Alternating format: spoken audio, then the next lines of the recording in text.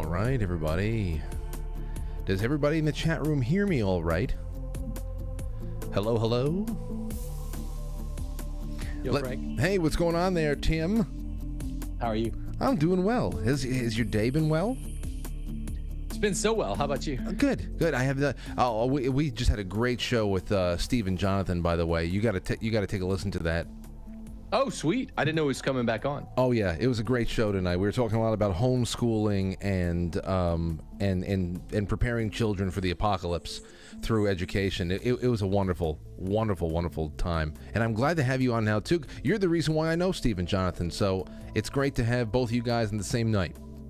Yeah, he's a dear friend of mine. We met both writing for The Imaginative Conservative many years ago, and then we found out we were the only two writers west of the Mississippi, and we lived about 4 miles apart in Bakersfield, California. So wow. Well, he's a great dude. He has nothing but great things to say about you. So anyway, we have, look at this, a fantastic group of people in the chat room, a combined audience of your peeps and mine. Now they are all one, and here is session two for The Great Divorce, C.S. Lewis, who came up tonight in conversation. And I got to say, I don't know what your general thoughts, but I want to jump into a little bit more of the audience's takes and what they had spotted in this thread. I want to do that a little bit more primarily tonight, and we can jump in from time to time and add to it and debate a little bit more. But just general thoughts now about what we got from pages 45 to about 85. It was chapters 6 through 9. What do you think? So good. That sounds so good. Yeah, I had a chance to look at the audience response more this time than I did last time. So sounds great to me. You know what came through for me in these chapters a lot more this time around. Obviously, there's a lot more philosophizing going on as to why people choose to go back to the town hell.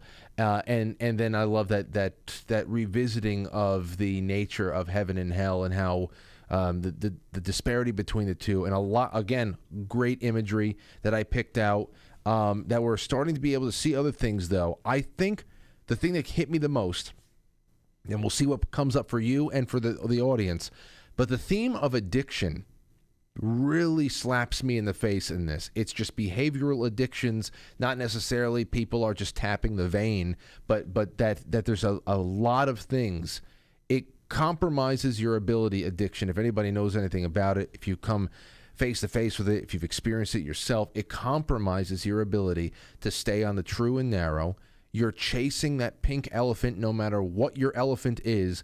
And I don't know what's more frightening from what I read in this book when you start reading all of these ghosts that are working with these spirits, and they can't conceive of letting go of one preconception or another, and they choose to just leave. They don't want to do the work. They want to go back to hell. And I don't know what's more frightening to me, that having one shot at life and being summarily judged for what you did on earth and having no other recourse but to go to hell for eternity, or to be able to choose a corrective course even after death, but still having your free will be so corrupted by one way of doing things that you still can't break free from it, and you choose the same hell that you're stuck in on earth. I don't know what is scarier to me, what concept is scarier after reading these chapters again. Yeah, I mean, especially when we get ourselves off of the NIH version of things, the crass, reductionistic, materialistic definition of addiction, which is strictly anatomical. And we come to the reality of what sin is. It's inherently public in nature, and it means opting for some creature over the creator. That's the definition of sin. So opting, preferring a creature over the creator, preferring ourselves over God. And then it becomes really clear that that's what all of these people are doing. And I would say that on the whole, if you identify the kind of two poles of the binary as being the Tolkien is the Catholic version. Tolkien and Lewis were friends.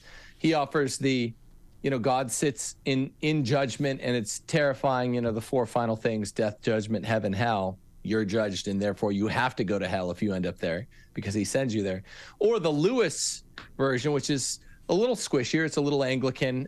You choose for hell yourself. I would say it's a both and, not an either or, Frank. And it's like we choose freely to go to hell, even though we ultimately are judged and adjudicated and forced to go there by our judge. Yeah. No, that definitely pops up. You can see there's multiple angles from here.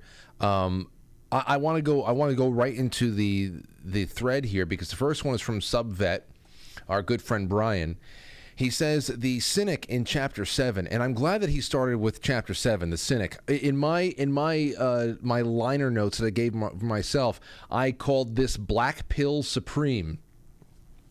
This guy is just doesn't believe in anything. And I know that we see this all the time just from covering geopolitics and conspiracy theory and all that time. Why did you come? Oh, I don't know, just to have a look around.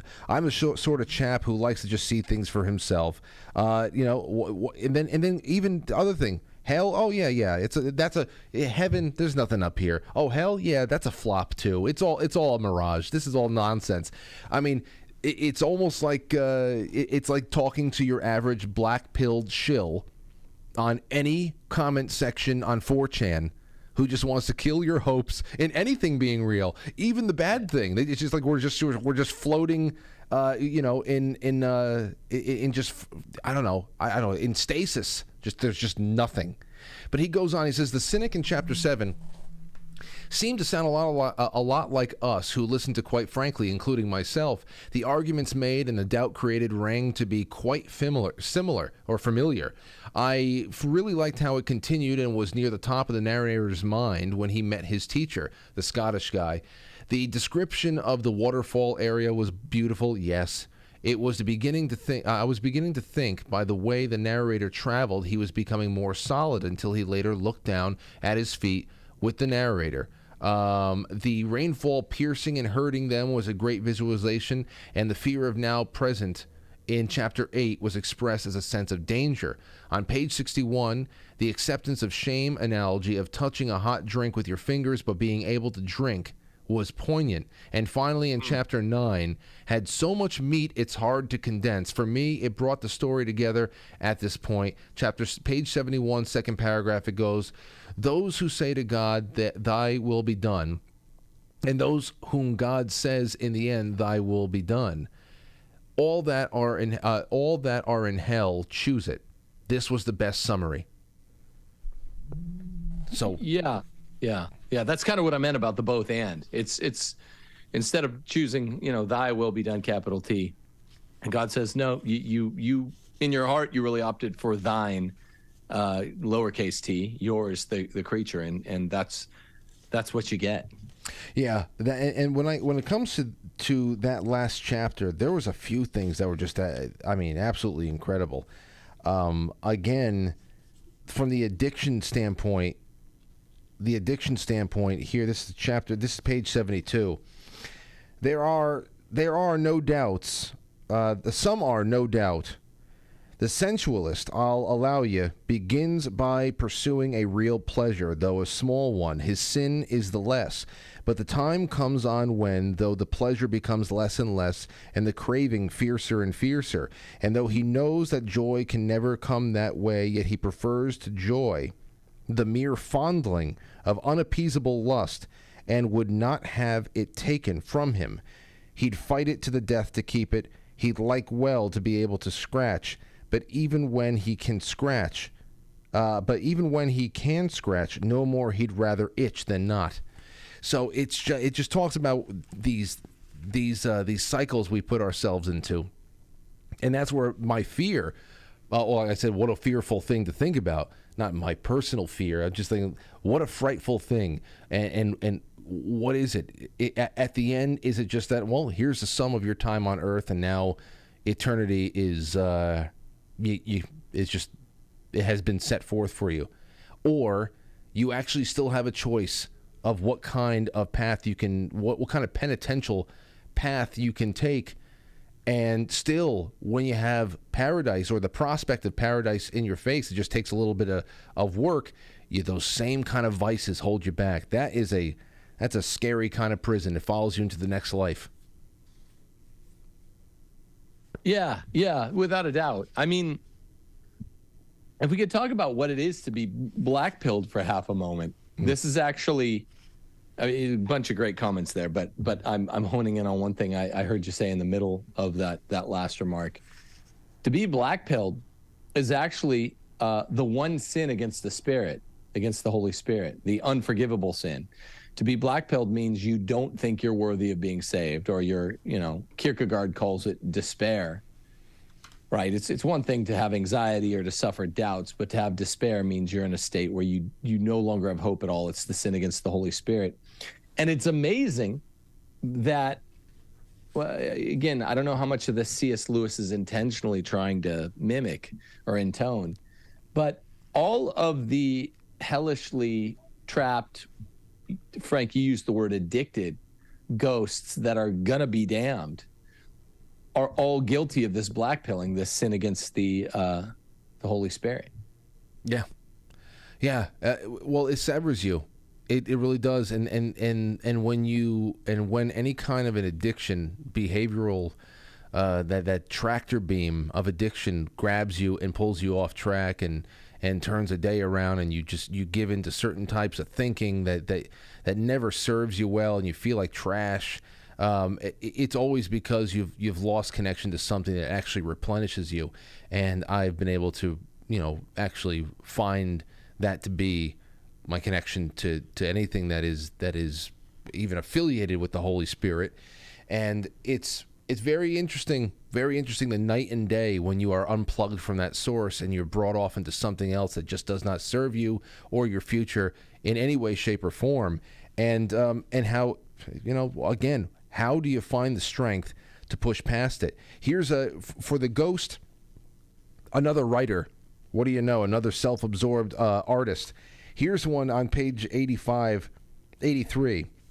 When he's looking around and he's asking about, I got to paint.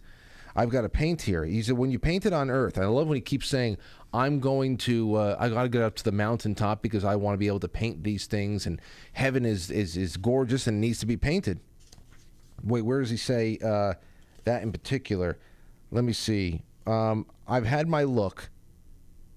Looking comes first, but I've had my look. I've seen just what I want to do. God, and obviously he's using God's name in vain, said, I wish I'd thought of bringing my things with me. His things like his easel, his paints, his brushes. The Spirit shook his head, scattering light from his hair as he did so. That's the sort of thing no good here, he said. What do you mean, said the ghost. He says, when you painted on earth, at least in your earlier days, it was because you caught glimpses of heaven in the earthly landscape. The success of your painting was that it enabled others to see the glimpses too. But here you are having the thing itself. It is from here that the messages came. There is no good telling us about this country, for we already see it. In fact, we see it better than you do. And I love that, because that right there is that feeling that I was able to reconnect again with Lauren and I. One of our honeymoon stops that we made in 2018. We went to Maine. We were up on top of Cadillac Mountain. We made sure we were up on top of Cadillac Mountain to be able to see a sunset, the sunrise on the beach in the Dominican Republic at her father's place. Little things along the way where you just catch a glimpse of something that cannot. There's the beauty. It in itself is a religious experience, and you just know something that is bigger than, oh yeah, I'm standing on a beach right now. No. This sunrise is something bigger than that. It's speaking to me. It's a piece of heaven. It's a glimpse of heaven, and it's very hard to bottle up and tell people about it. Very hard to capture. Some people are able to do it better than others.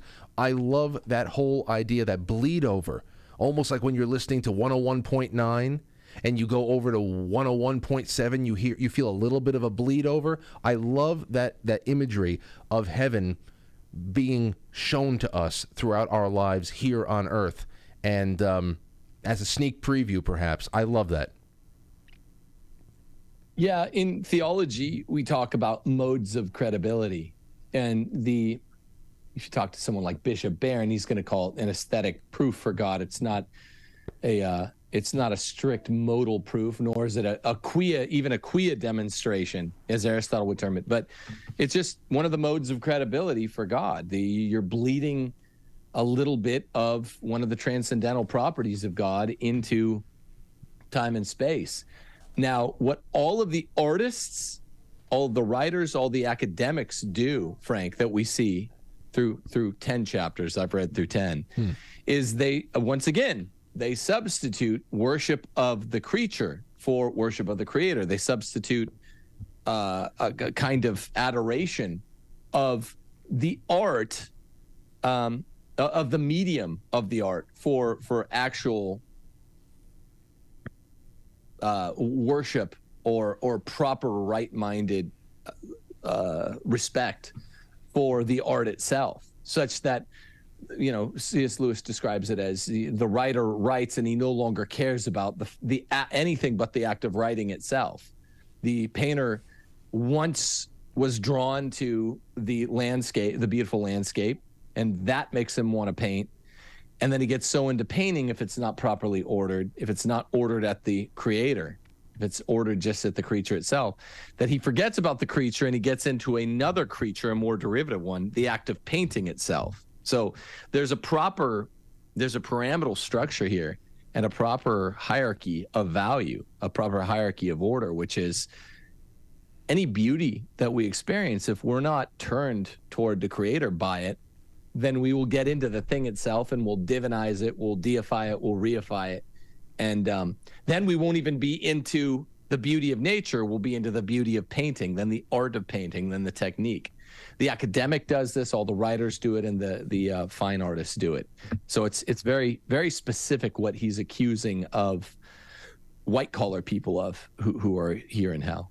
It's not, and it goes, and there's another level to that too, because there's the technique, there's the painting, there's the whatever, and then there's the social aspect. Because if you remember, the painter starts asking about whether or not, you know, all of the greats that went before him are up there. He wants to be able to hang out with this crowd of painters who were the best of the best. He wants to go into this almost like heavenly social circle, and that is where the spirit that is handling this painter, who is, you know, on earth, he said has a lot of acclaim, starts telling him that you have to, you don't understand. Up here, there is nothing that sets us apart.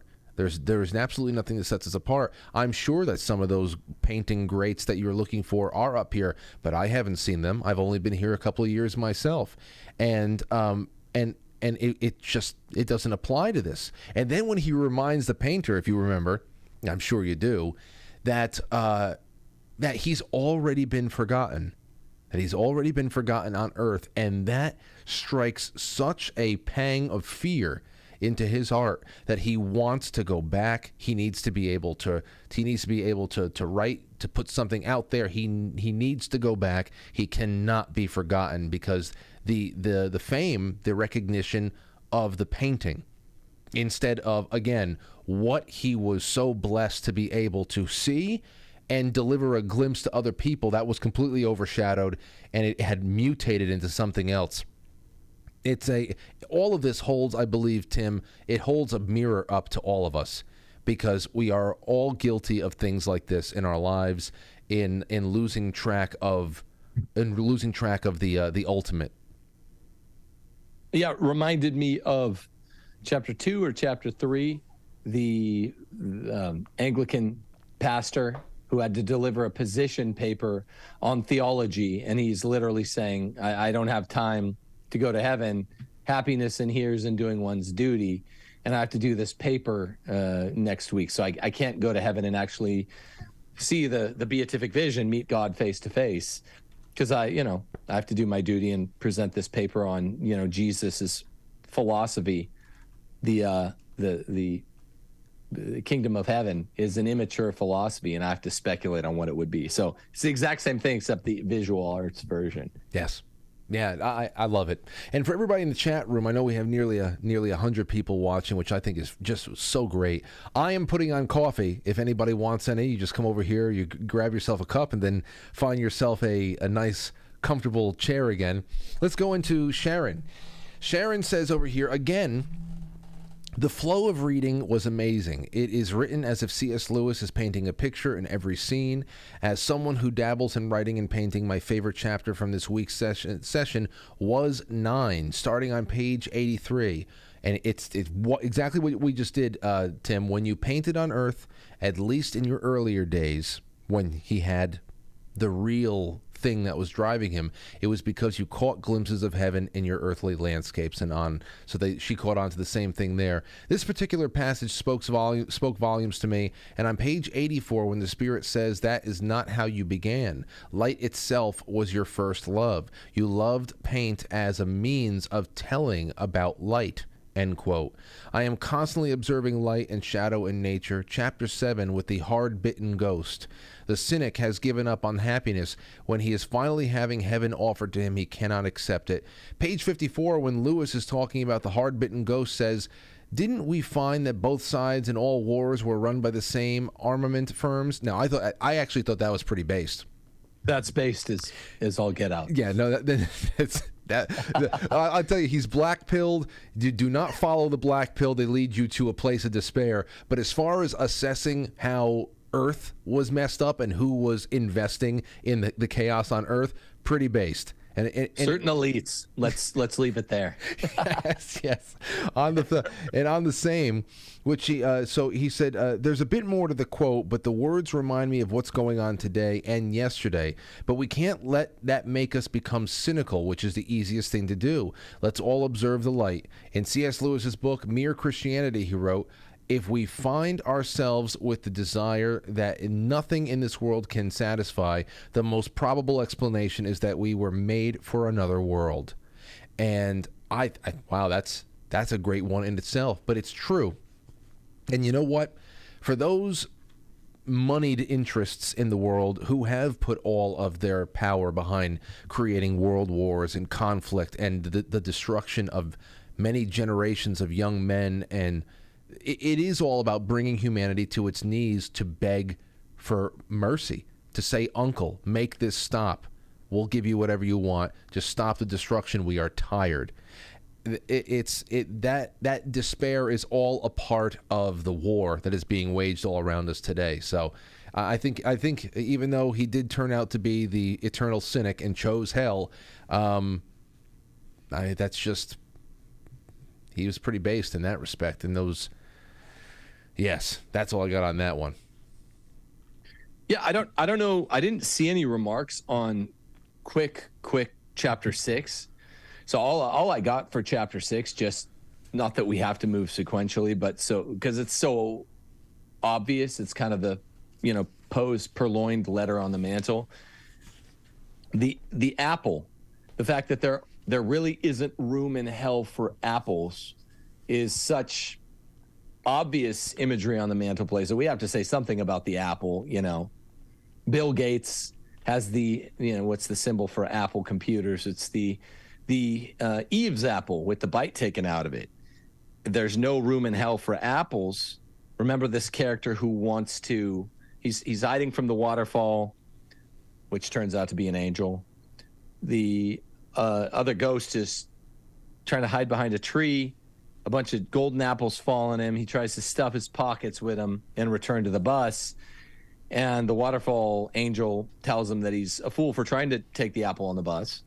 And there's no room for such things in hell. So we have to confront this preternatural image of the apple is what cost us all. Yeah. After all, if we're talking about the materia circa quam, I mean, this is it. Thank you very much, Eve and Adam.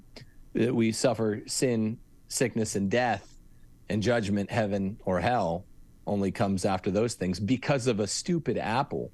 We have to be able to look back on this for a moment and realize how silly it is that, the great cost of, we're going to have to be parted from our loved ones before being reunited to them if we all go to heaven, and sickness and the uncertainty of sin, all of this over an apple. And this is what this character in chapter 6 is risking it all for. Probably not risking it, jeopardizing in a certain way his eternal salvation for an apple. He's reliving the original sin.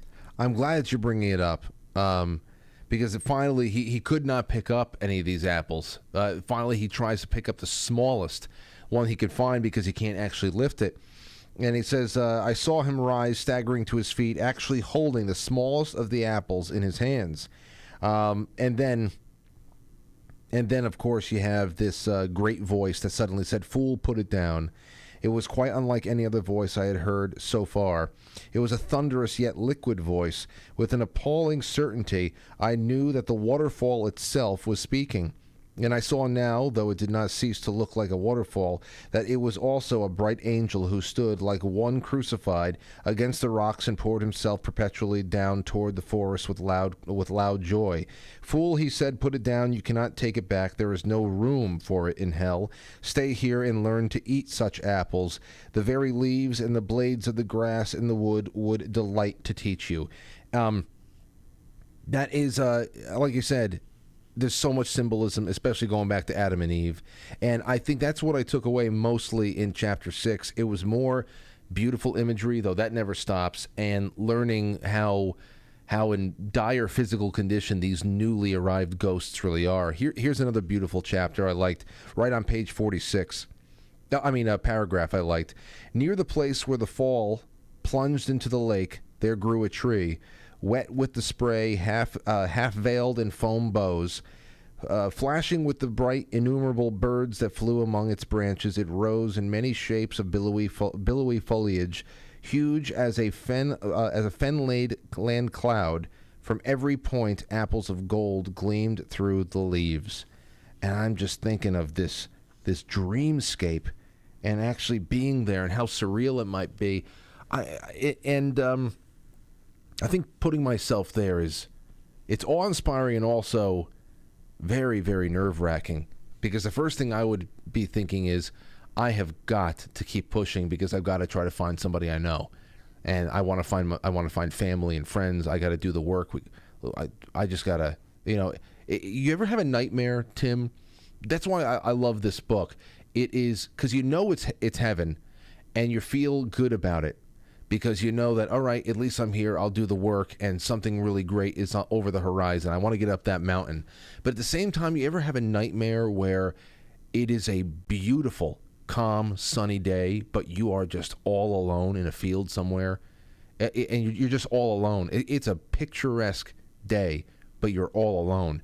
That has always been some of the more unsettling dreams I ever had. And it's a little bit here that I take from that. I've never had that particular nightmare, but you know what? As a kid, before I fell away from my faith, which I think I'd done by confirmation in 8th grade, I remember being in 3rd or 4th grade asking my mom and dad this, like, heaven's actually really daunting. Like, what if I'm just up there alone? Yeah, it could be perfectly sunny, it could be perfectly beautiful. I know I'm not in the bad place, as Huck Finn regularly calls it. I know I haven't gone to hell, but I don't want to be all alone. And of course, the childish mind, or even the mortal mind of man, just can't conceive of the fact that you're going to be perfectly filled by a plenitude of happiness. And yet, yeah, you want to, that's the first thing I think too. I mean, I have a similar temperament in that way to you. It's like, I want to collect the goodly people that I loved that have made it. There's a funny relationship, says Aquinas, between those who make it to heaven and those who don't. But I at least want to scoop up the people that I'm there with. I don't want to be all alone. It's a hard thing to conceive of. It is very hard to conceive of, and I don't know why it's so off-putting too, especially when it's one thing that, I had a bad dream last night. I was all alone trying to fight my way out of a haunted house. But why is the sunny, beautiful day so off-putting? And of course, the loneliness is there, and the whole prospect of eternity. And it's like, well, who do I share this with? Here's something, because I want to know what people are frustrated with as well. Wayne S. says, I have read through Chapter 9 and had a lack of total understanding in Chapter 5 and 9. I totally understood what was being exchanged, but my difficulty was in distinguishing who was saying it at times. If the speaker had been more clearly indicated, maybe, then the flow of the conversation would be more understandable. But the same thing was a problem in both chapters. Lewis seems very vague in indicating the speakers, and I gotta say, I agree with him. If there's any kind of weakness, at least that is expressed in this book, is that Lewis has a hard time distinguishing different voices. Yeah, he does. Without many names, I guess some names get sort of incidentally used. The only hard distinction he seems to make is between ghost and spirit, and I keep forgetting which one's which. Yeah. It could be a kind of medium is the message thing if he's really clever, though I agree. I find it frustrating as well. Everything's a little bit of a dreamscape to me. I don't ever feel certain identifying, oh, this is that place, this is heaven, we're on the way to heaven. I've been letting you talk about the particulars because I'm like, it's so dreamish. But if he's really clever, Lewis, again, this is the idea of emanates strictly from the typology of the human soul until the general judgment when we get our bodies back. Aquinas says that we won't even have most of our memories. Our phantasms are actually bodily as much as they are spiritual. So you're going to have you'll be pure embodied spirit until you get your body back at the general judgment. And so I think this is kind of a apropos capturing of what it might be like. You're kind of like, what was my name? I know why I'm here. I probably reason similarly to how I reasoned when I had a body on Earth, but I'm not quite sure what's what. And to be fully honest, I've found that frustrating for the narrative arc, because half the time I'm listening to this on tape and the narrator who's really good at doing it will give the same voice to different characters. I'm like, oh, was he him? Was this the guy that got knocked down in Chapter 1? Yeah. So I found it challenging as well, sincerely. Yeah, it's a little bit. It gets there. It really does. Especially when you said that it's not a normal read of a work of. I should say it's not a stereotypical or conventional work of fiction where everybody has a name and a pretty big, pretty more defined background that we can latch on to after a couple of chapters and know what is what. Like you said before, there's a lot of interchangeable usage of ghost, which I know pretty universal and pretty, I should say, exclusive. Ghosts are the new arrivals, but there are spirits, there are the solid ones, there are angels. Those are the heavenly celestial kind of characters that come in that I don't know if they're being used interchangeably. Obviously, angels are different from kind of like, almost like chauffeurs or ushers. Seems like people who had passed on before and had taken that journey up the mountain are almost doing like public services, coming back and bringing in new arrivals and being welcoming and greeting, like an usher at a theater or something like that. So I don't know. I guess spirits and solid ones are all about the same, but then there's giants and then there's unicorns and there's leopards and bird. It really is like I would love to see this turned into a movie. It would be trippy as hell. It would be nuts. But okay, let's keep going. Let's see. This is from NJSF. It says, Chapter 6, I like the imagery of powering through adversity, making seemingly little progress, but then becoming aware of how much one gets used to and savors the details of the new awareness. Here's a quote. Here, once again, I realized that something had happened to my senses so that they were now receiving impressions which would normally exceed their capacity. Near the place where the fall plunged into the lake, there grew a tree, wet with spray, half veiled with foam boughs. That's what I was talking about before. And from every point, apples of gold gleamed through the leaves. That sets beautifully the stage for the allegory of greed, presented by the struggle of Ike, the single golden apple tree, bringing the image of the original sin, just like you were talking about. It picked up the same thing you did, bringing the image of the original sin and the tree of knowledge, good and evil, the attempts at catching and carrying apples away falling or failing until the smallest can be carried in the most painful way. The contrast of image brought via the Via Dolorosa and the flawed soul trying to take the apple, following by revelation of the futility of all this effort by the bright angel in the waterfall. Fool, he said, you cannot take it back. The very leaves and the blades of grass in the wood will delight to teach you. So, yeah. I like that we're all seeing the same thing. That's great.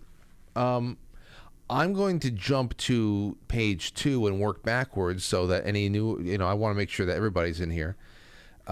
Especially if there's, Tim, did you see any comments in the thread specifically from the Tim Gordon crowd? I didn't. I checked a little bit earlier, and I only announced it earlier today. I checked a couple hours after I announced it. I didn't catch any, but I did. Sorry guys if I skip these. We'll be extra mindful to make sure to if you want to get a comment in, get it in early for next time, and I'll check it plenty. I didn't see any. No doubt. Okay. Well, I'll make sure that I send you the link of the new thread that I'll probably publish tomorrow, so they have an entire week to start doing it. Good. Today, can I say one thing, Frank, about just the same other frustrations, just in terms of logistical, mild frustration is it only gets addressed in chapter 8 when he wants to see if there's evidence ghosts can stay by the waterfall in the river, and if so, he's like, I want to stay. I want to be in heaven. It's a little frustrating that we have to figure this out on the fly, isn't it? I mean, this is sort of the basic rule by which one either thrives or dies in heaven. Like, can I just kind of chill out and stay, even if that means suffering through it? Because our guy is smart enough to know he ought to stay in heaven. I found that logistically challenging that you don't know that from chapter 1 or 2. Right. Yeah, the intentions of all these new arrivals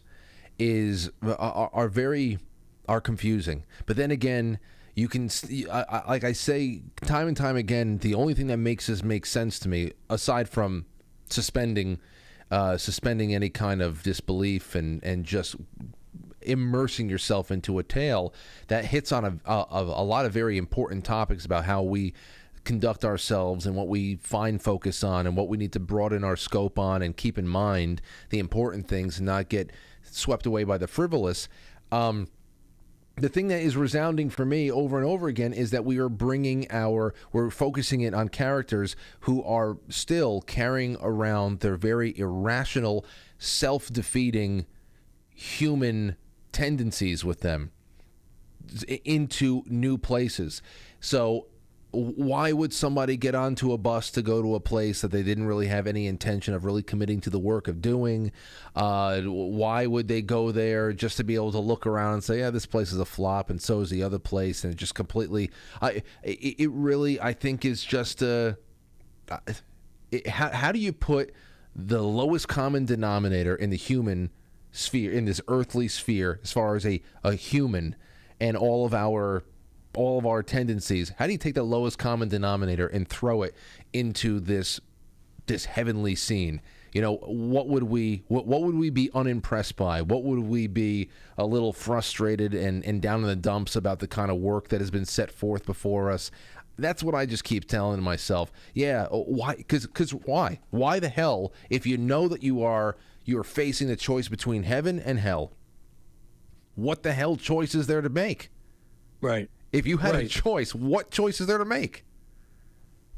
Right. I mean, that is the thing that when you're a teenager or whatever, and you're sizing up the prospect of Christianity, and you think you're smarter than everyone, all the Christians that have passed before you, you're like, come on, if it's a clear choice, I'm going to opt for heaven. This is just how this works. I wish it were a more clear binary choice. That's what I used to always say, something like that. But what we don't take into account is precisely what we see these ghosts naively not taking into account, which is that in the state of concupiscence, their intellect is seriously darkened. Their will is seriously, in a non-negligible way, oriented at something other than the good. The purpose that we were given, right? There are two parts of the soul that are immortal, right? The intellect and the will. Basic stuff. The intellect knows the good, and the will is supposed to love the good, both of which are ultimately God. So knowing and loving. Our ability to even recognize the good, that's our intellect, is so darkened by the fall of Adam and Eve, who ate the apple illegally, that often we make basic mistakes. And that's what renders plausible the kind of mistake that you were talking about a second ago. Like, why can't we even see what we have? What's in front of us? Why can't we make this basic decision? And same thing with our will. It's not capable even loving the creator, which is infinitely better than even what's the coolest thing in creation? A Ferrari, beautiful mansion. Okay, think of how much more infinitely sublime the creator must be, because he carries that capacity to create within him. And, and this is what these characters, one after another, is missing. Yeah, and there's also, you'll see, because I have not seen it up until 9, and based on the fact that you said you read until 10, and you haven't brought up this one particular exchange, I have to imagine it's coming in the next couple of pages or so, but it's more so about, there's another one that possesses person. You're going to see, we're going to get into a mother who is very possessive over her children. And it calls into question what is real healthy love. So that is coming up too. That I really enjoyed that. But yeah, there's right on what you're saying there. Mama Yo said, "Hello, I just joined the forum because my husband was having too much fun. I'm sure all of us can either relate or know someone who relates to some of the ghosts and their baggage and their sins. I was struck by this quote from chapter 9. Or an organizer of charities that had lost all love for the poor. It is the subtlest of all snares. The person who came to mind was Bill Gates. If you read Melinda Gates's The Moment of Lift, you can get a full picture of his philanthropic philosophy versus hers, and one of the causes of their divorce. She said, I should clarify my husband was having too much fun with the book club and commenting that I wanted to have my own opportunity with you all." Well, thank you for that. And I think that you're talking about, that brings us, I think, to the area of the grumbler. Yeah. The grumbler. Where is, I had that, here it is. Page 76. We start talking about those sins. What troubles you, son? Asked my teacher. The Scot is talking to the main protagonist now. I'm troubled, sir, said I, because that unhappy creature doesn't seem to me to be the sort of soul that ought to be even in danger of damnation. She isn't wicked. She's only a silly, garrulous old woman who has gotten into the habit of grumbling and feels that a little kindness and rest, a change would do her all right. And he says, and then of course the response is, that is what she once was. That is maybe what she still is. If so, she certainly will be cured. But the whole question is whether she is now a grumbler. The response to that, I should have thought there was no doubt about that. Aye, but you misunderstand me. The question is whether she is a grumbler or only a grumble. If there is a real woman, even the least trace of one, there's still inside the grumbling. It can be brought to life again. If there's one wee spark under all those ashes, we will blow it until the whole pile is red and clear. But if there's nothing but ashes, we'll not go on blowing them into our own eyes forever. They must be swept up. So what do you think about that whole idea about the grumbler? Not someone who is running a scam, who is stealing, who is committing murder, who is just caught up in the I don't know, maybe the hamster wheel of sideways thinking, can't get focused. I don't know. Napoleon in one ways, obviously he was dealing with wars and people and building an empire. There's a lot of bloodshed there. There's a lot of things that goes on in the pursuit of power and glory on earth that could send you to hell. But as far as the way that he was rumored to be spending his time in hell, walking back and forth, grumbling, talking to himself about all the things that could have gone wrong, to a lesser extent, someone like this woman. What do you think? What do you think about her prospects of why does someone like her get sent away? I think the distinction that Lewis is strongly flirting with here is the distinction between mortal and venial sin, serious sin, and regular sin. Like Napoleon, among being maybe he sounds like he's become a grumbler, but he's got more serious stuff to deal with. Like arguably in the last 400 years anyway, trying to be the primary opponent of Christianity. He was trying to destroy Christianity on earth. But yeah, he seems to be a grumbler. What the point of this whole screed on this grumbling woman is that if there's just a little bit of her that's left as her, then she'll make it. This is very, very, very thinly camouflaged, not even meant to be camouflaged, doctrine of sanctifying grace. So if there's even a corpuscle of sanctifying grace in us, then we make it. That's the rule. If there's even a little bit of sanctifying grace, that tiny little spark will be blown into raging embers and then a fire, and we'll make it. So you don't have to have 100%, you have to have 0.0001%. And Lewis is just he's sort of de-Romanizing the language, as he is fond of doing, but all his friends were Catholics, and he's just saying if there's a portion of her that's not strictly sinful, even if it's just venial sin, then she'll make it. And I thought that was very interesting, the way he's sort of, with all due respect, he's domesticating the more legalistic sounding teachings, at least in the minds of his his non-Catholic but Christian readers. That's interesting. I like that, and it makes me feel a little bit more happy going home knowing that I have a 0.0001% chance of not having everything ruin it for me. Man, that's great. Because I'm doing the work, Tim. I'm really trying over here. I just I'm really trying. That's just what it is. Oh, did you see the thought? Did you see the part in here that page 79? The thought in heaven trying to seduce all the angels. I did. I forgot. It was just a line, right? Yeah. Here, I have angels written down in front of me, and I know it's from that line, but I didn't understand it because I was listening to it. I was taking notes, but I was driving to New Orleans airport to pick up some friends, and so I'd write myself some notes really quickly while I was driving. So, what was the angel in the thought? No, not the thought. The thought. The e-thought. Pretty much the embodiment of all of the e-girls you have shaking their asses on Instagram for likes and all that stuff, who just have nothing to offer the world but their asses in a bikini. Yeah, T-H-O-T. Yeah. T-H-O-T. Look, I love this. I think the most pitiable was a female ghost. Her trouble was very opposite of that which afflicted the other. The lady, the lady was frightened by the unicorns and didn't want to go near.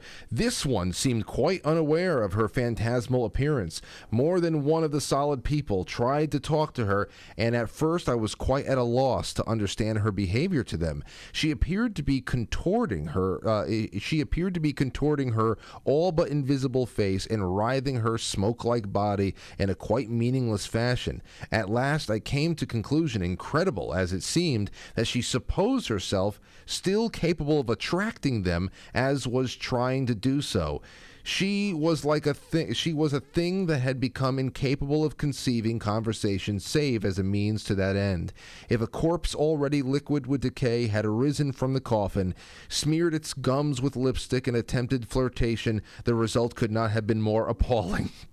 Steph was laughing at that. Yeah. In the end, she muttered, "Stupid creatures," and turned back to the bus. Wow. I mean, if he only knew what would be going on in the 21st century. Wow. Oh my God.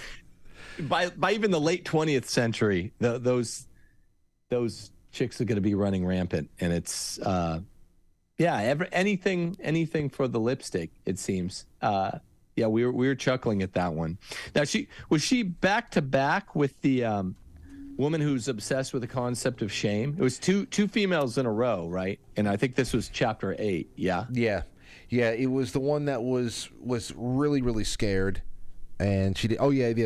She where's actually, I think I put that thing about shame here, or was it the grumbler that they were talking about? Is the grumbler the one who the solid ghost is trying to get this woman that I have in mind? Again, see, we need names. This is where we need names. Yeah. The solid ghost tries to get the one woman ghost to stay. He tries to coax her by saying, look, shame's ephemeral. She says it's even worse than being seen naked back on Earth. Is they're looking through you, which is an interesting image. You could have a field day with that. And she refuses, and he's like, hold on, there's one more thing I can try. And that's when he calls the herd of unicorns. Yeah. I'm getting these characters mixed up without names, though. I was like, wait, is she the e-girl? I remember a quick transition between those two female characters. Yeah. Yeah, no, she was not the e-girl. The e-girl only had about she had about one paragraph of existence, which seemed like the entirety of her time in heaven as it was. But But yeah, let me go to one. We're making good time. 9:37, and I'm so glad that we were able to put the audience in focus here. Trevor Phillips says, George MacDonald of Chapter 9 caught my attention the most for this session. That heaven is real and works retrospectively to the sum of all experiences was delightful, and equally moving was the expression that hell is and always will be the state of mind. I have a whole thing here on this. I think it's page 69. I wrote to myself that the whole page was great, and I think that it really, when it comes to what hell has, all the different ways that hell comes to exist for a person, it really, on a socio-political 21st century level, it just exemplifies how leftism contaminates everything, including the past. Do you have anything on this? Because I'd love to read through this page. Just that from what he says is ingenious, and it's not overly artsy or anything like that, Lewis. It's, look, from the perspective of being outside space and time, it's easier to conceive of being outside of space. From being outside of time, this is exactly right. If you think, as Doc is always telling Marty, think fourth dimensionally, right? And he's like, right, I'm always bad at that, like Marty says to Doc. From the perspective of eternality, once you get to heaven or hell, you will have always been there. Very difficult concept, but wow. you gotta think fourth dimensionally, Marty McFly. Wow, that is very difficult. Yeah, I mean, just by definition, that's once you're outside. When you're thinking from the perspective of eternality, which is the mind of God conceiving this stuff from not only outside of space but outside of time, this justifies the entire rationale of what he says on that page. This is page 69? Yes, 6970. Let's read it then, because here he goes, son, he said, now this is his Scottish mentor, MacDonald. Son, he said, you cannot in your present state understand eternity. When Onoros looked through the door of the timeless, he brought no message back, but you can get some likeness of it if you say that both good and evil, when they are fully grown, become retrospective. Now, this is where I start underlining like crazy. Not only this valley, but all their earthly past will have been heaven to those who are saved. This references back, I think, to the preface of the book when they were talking about what heaven and hell is to somebody who either on earth puts heaven before earth or puts earth before heaven. That creates the hell. Or vice versa. But he says, not only in this valley, but all their earthly past will have been heaven to those who are saved. Not only the twilight in that town, but all their life on earth too will then be seen by the damned to have been hell. That is what mortals misunderstand. They say some temporal suffering, like, quote, no future bliss can make up for it, not knowing that heaven, once attained, will work backwards and turn even that agony into glory. And some of sinful pleasure will say, let me have but this, and I'll take the consequences, little dreaming how damnation would spread back and back into their past and contaminate the pleasure of the sin, which I thought, again, was so relevant to where we are right now on an earthly socio-political level, because you think about how leftism, cultural Marxism, what it does to sustain itself, and especially to introduce new grifts into the public sphere, is to go back through the past and try to convince people that all of the good memories they had of the 90s, the 80s, the 60s, the 50s was not actually good. You were living in a time of tremendous oppression and darkness, and you need to atone for it. That they have tricked people into thinking that all that was good in their past compared to the hell that we are in now, where people can't think freely. They have to sift through 13 pages of terms that you can't use to be able to appease the politically correct monsters that we have to live around and all that stuff. They try to convince you that past was all bad and needs to be completely erased. I think that is so wonderful to see that get tied right into the effects of sin and the creation of hell. Yeah, I like that a lot. I hadn't applied that calculus. I like that a lot. I mean, that's exactly what they do, right? They not even just the 90s or whatever our fond nostalgic childhoods are. I mean, they do that with the true greatest generation in this country is the founding framing era, right? Yeah. And it seems really great, right? No, it turns out that was something called colonialism. You know, what rights did sexual Nazi hookers from Mars have then? You know, they weren't woke back then. So no matter how good it seems on paper, everyone farmed land and was virtuous and Christian, and we had liberty, true liberty.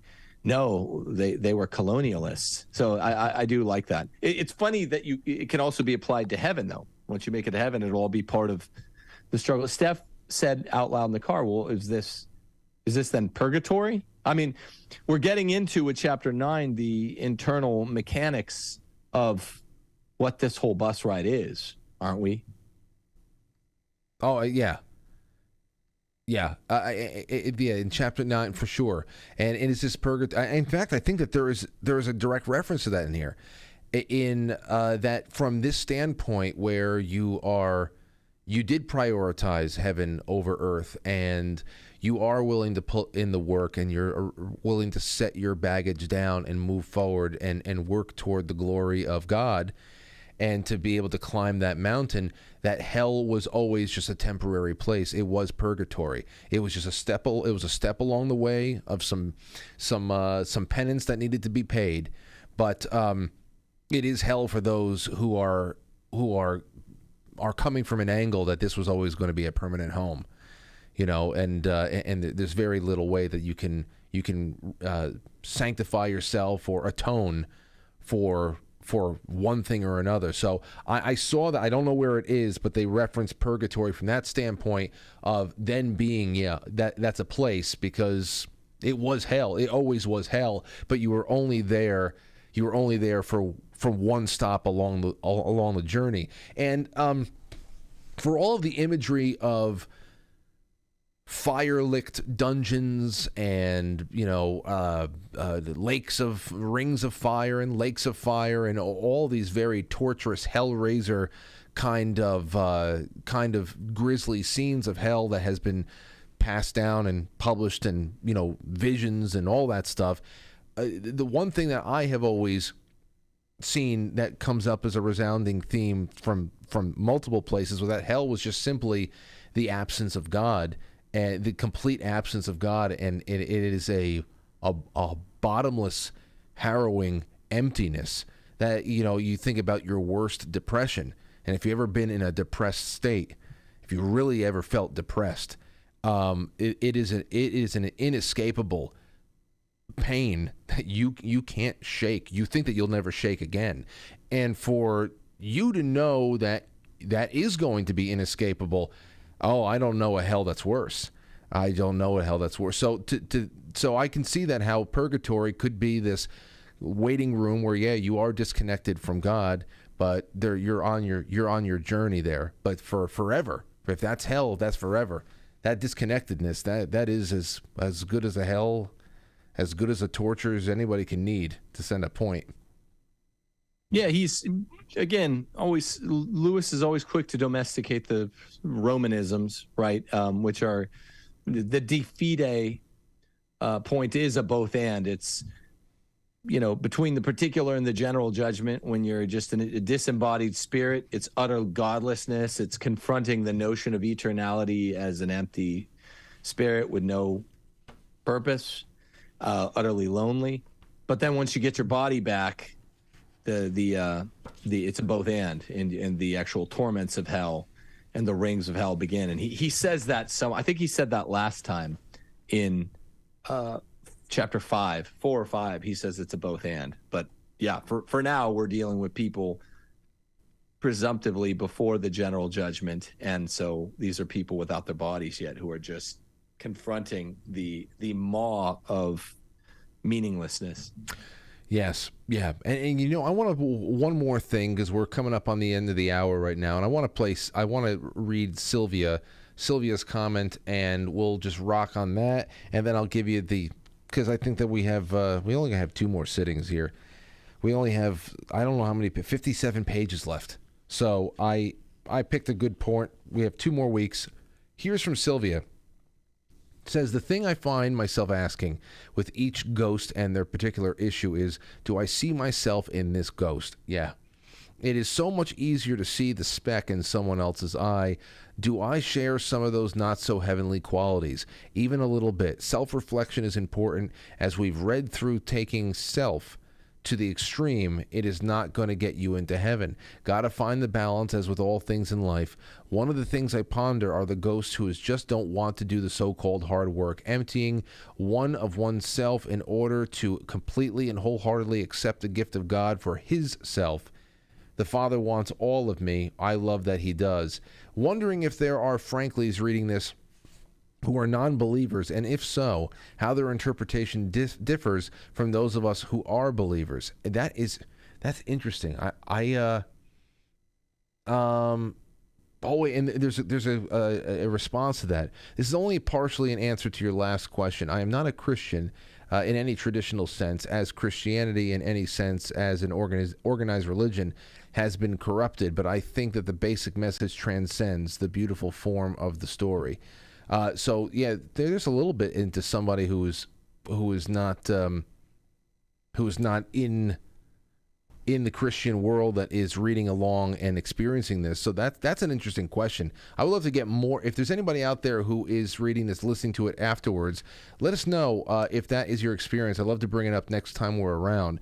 But yeah, that whole theme of self-reflection, Tim, I think that is a major one. It's going to be a major one when we wrap this one up. It's really about looking at ourselves and how we're living right now. Yeah. Amen. It was great stuff. Okay. Great comments. I like using their comments. This is very effective. Yeah, it is. I think we're going to do it for the next 2 weeks because this was great to have the audience just lead instead. And next week, I'm sure that we're going to get even more from the Timothy Gordon crowd.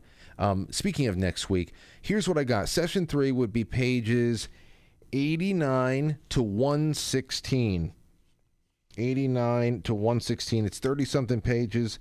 And 116 is the end of chapter 11. So we're only doing 2 chapters, but they're pretty long chapters relative to everything else. So chapter 10 and chapter 11, and that means that the last week will be just under 40 pages. And wow, well, Tim, this is definitely no windswept house.